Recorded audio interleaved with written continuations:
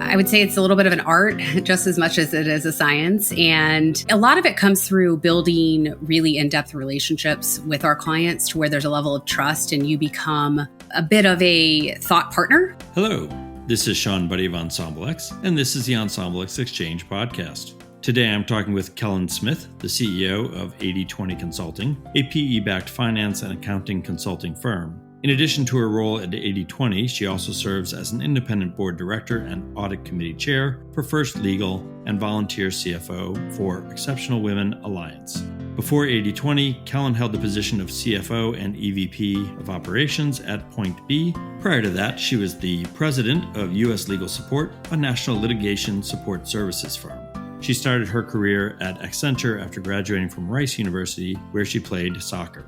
Kellen currently resides in Dallas, Texas, with her husband and 4 children. Thanks for joining us, Kellen. Thanks, Shawn. It's great to be here and I appreciate you having me. So, Kellen, I've spent a lot of time in Dallas. My complaint is I come from Chicago, and so living in a place with 100 straight days over 100 degrees sounds like hell. So I've had the conversation with friends down there of, preferring the cold to the heat or vice versa. But you are literally allergic to the cold. This isn't a choice for you. No, surprisingly, if I bundle up enough, despite being allergic to the cold, I can manage. But as an aside, if you spend enough time in Dallas, you get used to the heat. Yeah, no. It's not 100% humid. I came from Houston, so, 90% humidity versus 50, I'll take it all day long. I'll give you that. That's worse. Yes. But I am indeed allergic to the cold, Shawn. What does that mean? Well, it varies as to how cold I get. Fun fact, actually, my colleague actually has the same thing, and it is not common. It's pretty rare. So you break out in a rash, you collapse? Yeah.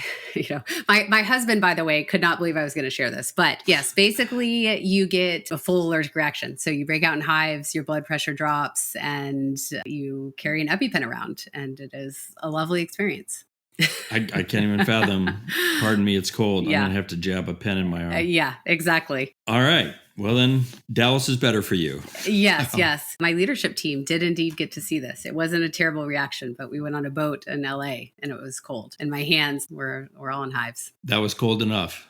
Wow. I actually was in Dallas and there was an event and it was going to be partly outdoors. And they sent like a message around saying, hey, wear a coat. It's going to be cold. And I'm like, oh, you weak Dallas people. Uh-huh. And I walked out of my hotel and it was actually cold. It was like 40 degrees. And I turned around. I'm like, okay, I'm going to wear a coat. I guess I need a coat. So much for the northern bravado here. Yes. All right. Well, let's jump in. So tell me about 80/20. Where did the name come for starters? And what do you guys do? Yeah, that is one of the first questions I get asked, actually, is how did the 80/20 name come about? And funny enough, I shouldn't admit this, but I actually did not know the first time I was asked. And I was like, that's a great question. So I went back to our founder and asked where it came from. But no, it comes from the Pareto principle. Yep. Effectively, the 20% highest value things you focus on drive 80% of your financial results, or 20% of your customers drive 80% of your revenue. You pick it. So as a firm, our goal is to have the most sought after finance and accounting talent to focus on those 20% of things and drive outsized results. Got it. Yeah. So if you can expand on that a little bit. Yeah. Can you expand on what it is you guys do, what you offer, and how do you engage with your clients? Yeah, at the base level, 80/20 provides finance and accounting experts for interim and project-based needs for our clients. And, there are firms out there that provide experts. As I say, there are firms that can move quickly and there are firms that can do the work or execute the work themselves. We fundamentally merge all three. And we serve our clients through proven experts. We have consultants that are all W-2 to us, employed, long tenures with us, 5+ years, and come from backgrounds that are Big Four, CPA, MBA, so credentialed, but then operated as well. So that operational experience is critical. We really look for that when we hire, because then they're able to jump into many situations and very quickly drive results. So that accelerated impact aspect is huge. And then lastly, we directly execute. Our consultants come in and we do a very good job on the diagnoses, as I say. Some people, you probably experience this, Shawn, I'm sure. Some people will tell you their symptoms, right? But you having done it long enough, as have all of our client services team members, we can dig, right? Even in those initial conversations. Yeah. We can put the right person out there, deploy them, and they directly execute. So they're doing the work. They're not handing it off. We don't have multiple people with each a part of it. It is that person partnering with you and walking alongside with you every day.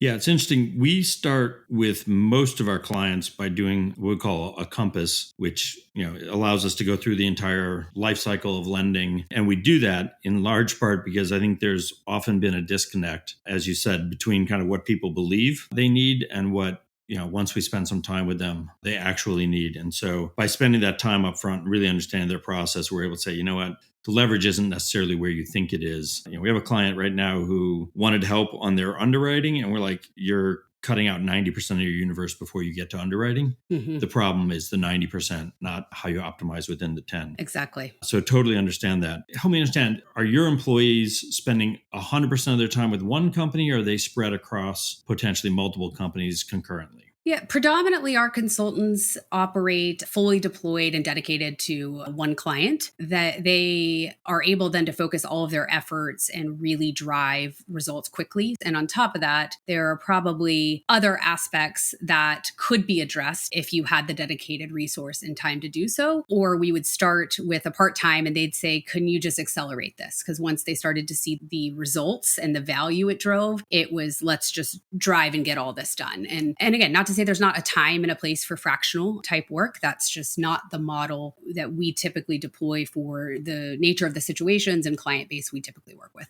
Yeah. So one of the challenges we have is, especially since we're not necessarily project-based where we can say, hey, we did this thing and we saved you this money, right? Or we made you this money. We're frequently giving broader advice. How do you, persuade existing customers or prospective customers that you're going to add real value that, is some multiple of what you guys cost?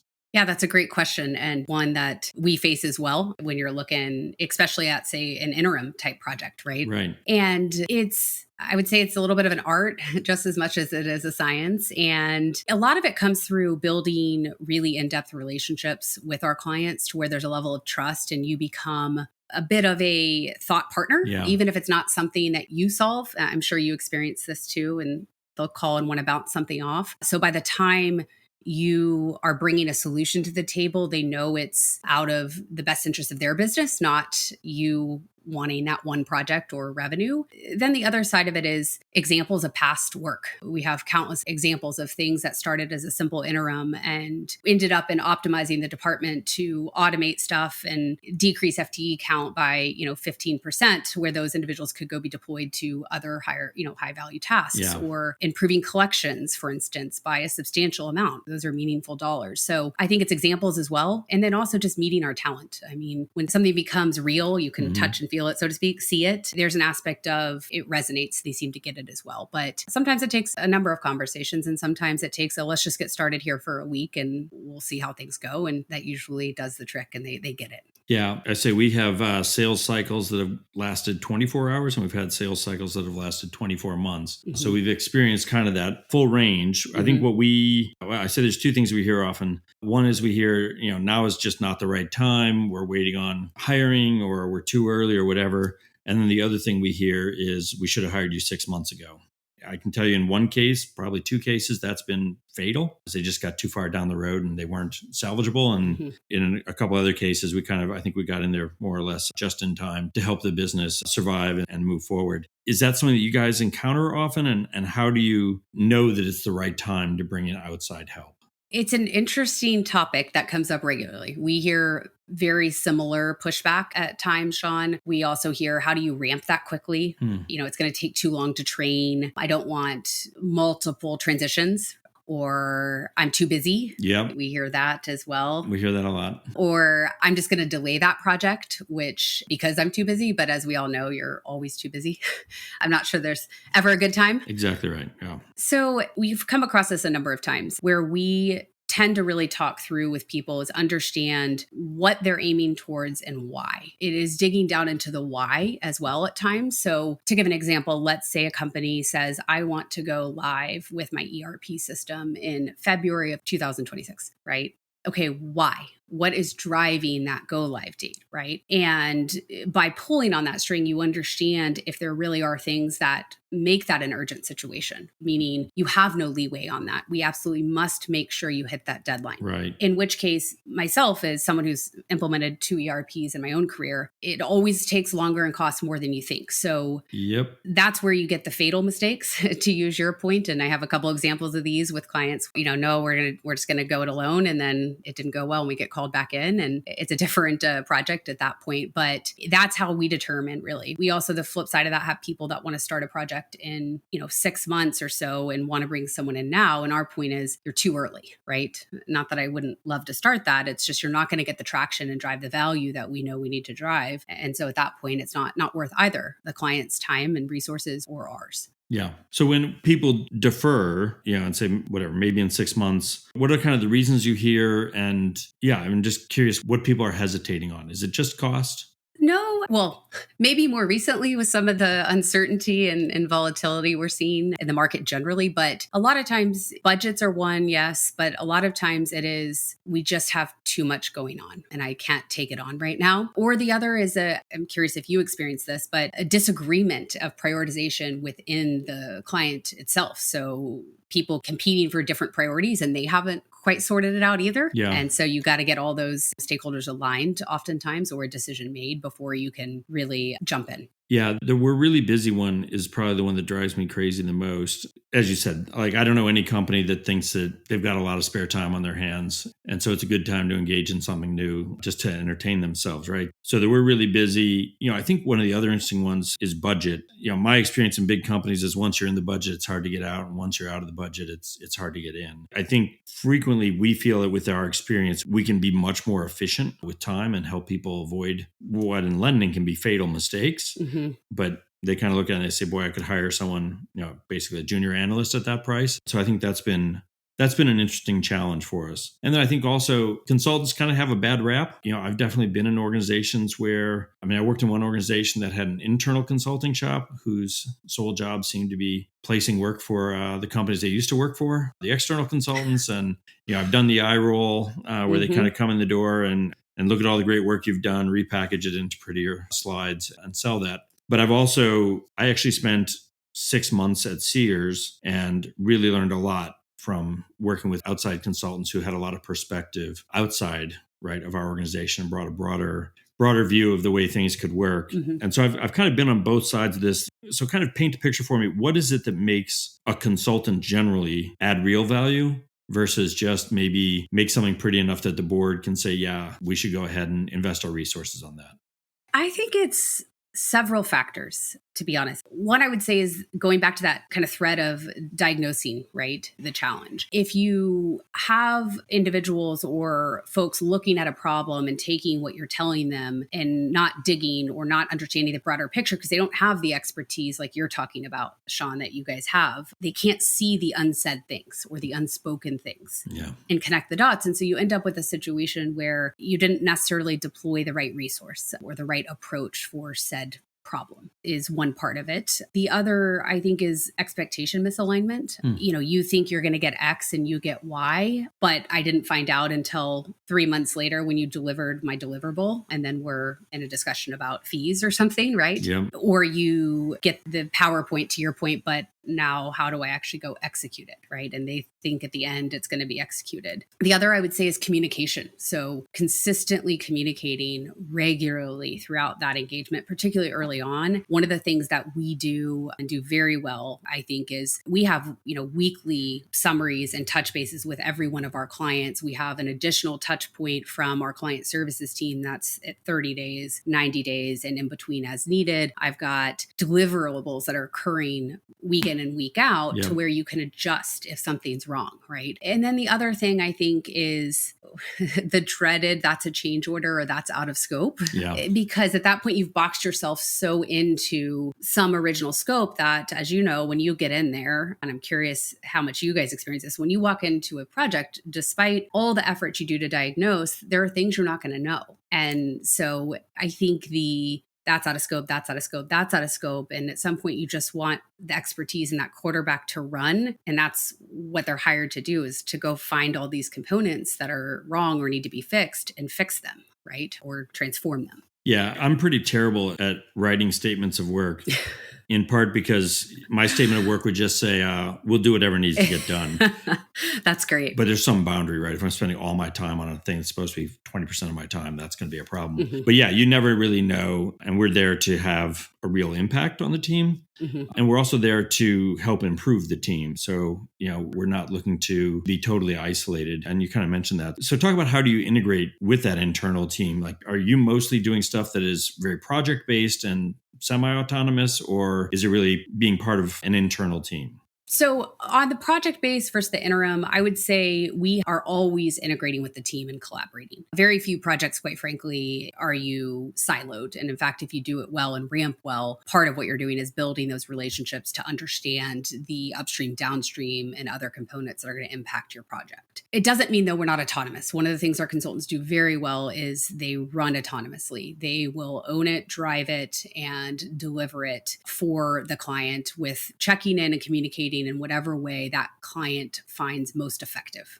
We're all different, right? Sure. And so our consultants are very good at finding that balance and what is needed to make sure everything is in order and everyone knows what's going where. But they really do assimilate within the team. And we find that to be most effective because, again, oftentimes even projects, they're not boxed in. There's always components upstream and downstream. And if we do our jobs well and our consultants do and drive the value we know we can, they're constantly looking at that bigger picture and connecting the dots to say, okay, what is really causing this? And if it's upstream sales operations, for instance, because of the way proposals are being entered or whatnot, that affects accounting. And so they're going to go upstream and build those relationships and assimilate within the team. So you must work with companies with a wide range of cultures then. And how do you maybe create a culture for 80/20 on its own? Mm-hmm. And how do you mesh with the culture of those clients?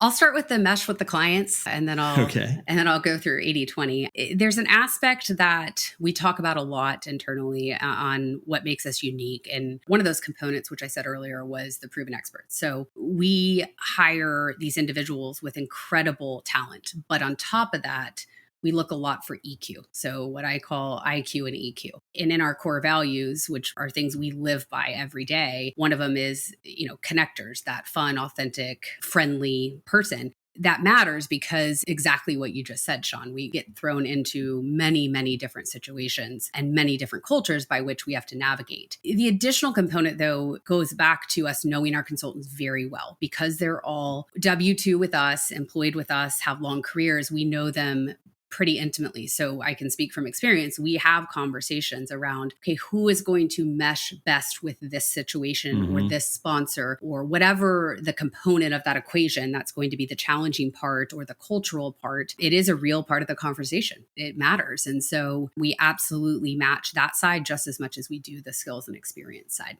Yeah, it is an interesting challenge. I think we certainly find for ourselves, we do best with kind of above average teams because they have a certain inquisitiveness and a desire to improve. And we find that kind of the less capable teams, have a tendency to resist outside advice. And I guess they worry about getting shown up, which is unfortunate.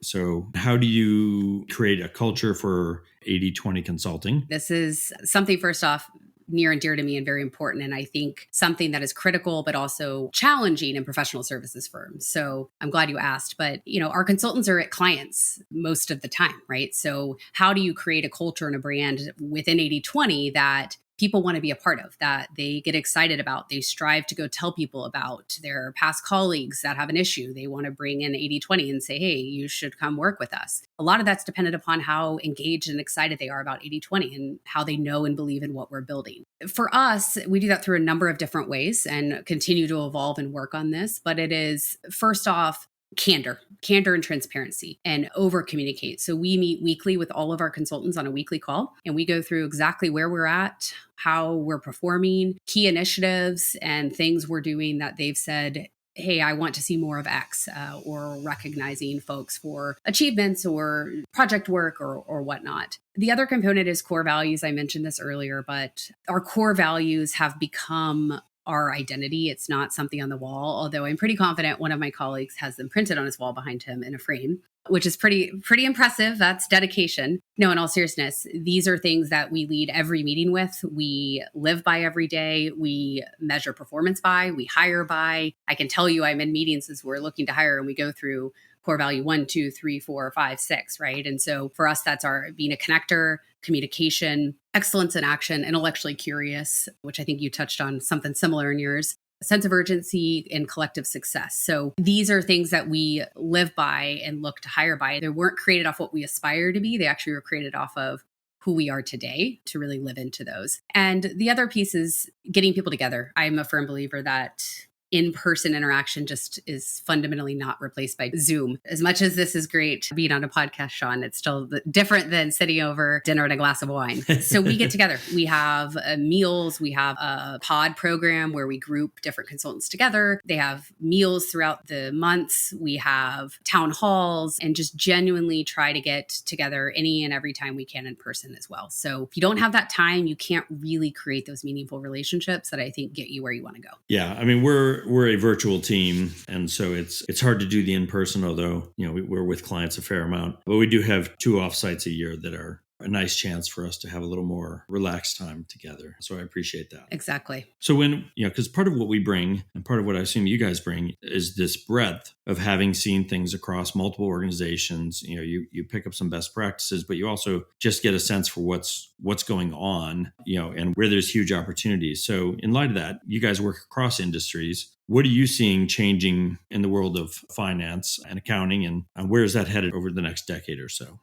I wish I had a crystal ball, Shawn. No, I'm kidding. We all do. Well, first and foremost, what I would say is from an accounting and finance standpoint, it is a consistent do more with less. While on top of that, I don't know if you've seen the more recent trends here of a CFOO role, right? So CFOO, spell it out for me. Chief Financial and Operating Officer. So a convergence of a CFO and a COO role. I think Salesforce just named this, actually, if I recall. Okay. Is a big name. But I bring that up because it demonstrates the aspect that accounting and finance is becoming more and more critical to businesses and being asked to do more and more within the business itself. No longer close the books, controls. It is not just the rear view mirror. It is the windshield. Where are we going, and really being that strategic partner? Hence why you see these roles coming up where people are getting pulled more and more into operations. And that combined with do more with less, right, is putting a lot of pressure on finance and accounting teams in a world that, quite frankly, is getting more and more complex, not less. And what I think we see that driving is innovation, creativity, automation, optimization. And so, again, I think one of the questions you asked earlier was, how do you convey the ROI or the return on a lot of this? Well, when you take someone, for instance, one of our consultants who's seen this across multiple industries, their ability to come in and accelerate, right, that transformation, it really allows those companies to operate seamlessly and efficiently with less. And so I would say that's one thing. The other piece is AI. Unsurprisingly, AI is everywhere. I'm actually curious how you guys are seeing it. But from our standpoint, it's not going anywhere. Teams are asking about it and starting to use it. But the biggest thing I hear, and I actually was at lunch with another CFO, and this is about the second or third time I've heard some variation of this in the last, 4 months. They're like, I get overwhelmed. I can't go to another AI panel or conference where they tell me conceptually how AI is going to take over or AI is going to be finance of the future.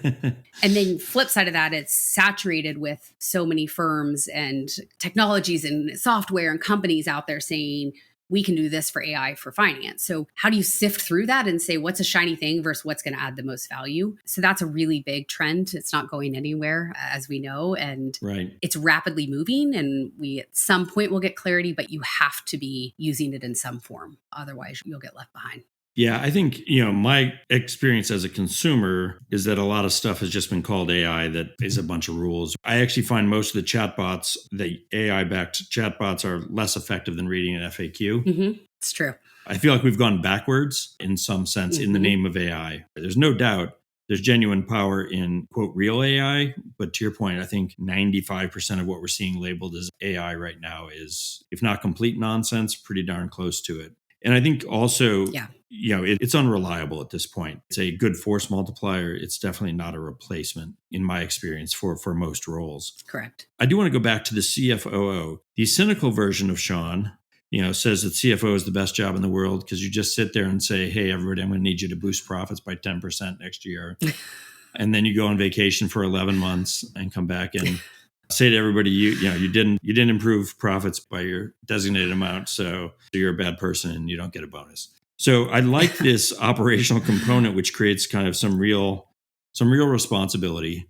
But I'll let you go on this question. If I just take the CFO role, explain to me why it isn't just plugging numbers into a spreadsheet, saying do better next year, and I'll see you in 11 months.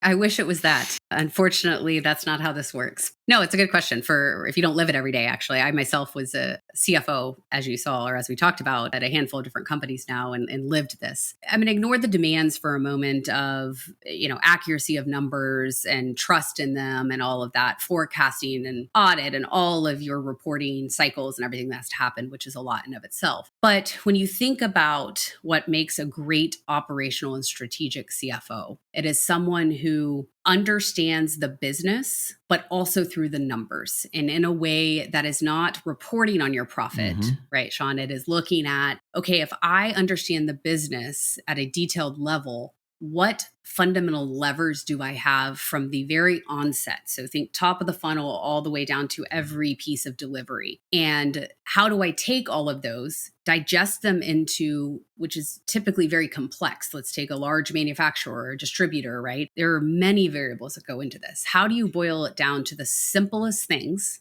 that also then you can look at and say, what story is this telling me before it ever hits your P&L? What story is it telling me? So I'm actually coming to you, Shawn, not in 11 months when you didn't hit your profit margin and saying, hey, I see these 5 things or these 2 things, and here's how I think they're actually interplaying and what's going to ultimately result in a degradation of margins, whatever it might be, right? Or proactively, I'm a thought partner who understands your business and isn't just interested in cost cutting because, the quintessential CFO focuses on cost cutting is not necessarily the case if it's done well. You would come to me and say, hey, I'm getting pricing pressure on da-da-da, or my input to this product has increased. How do we look at offsetting these profit margins before, again, you ever already action it and are stuck with whatever that profit loss is? So it sounds easy, but is incredibly challenging, especially when you're trying to take numbers and digest them down into something that is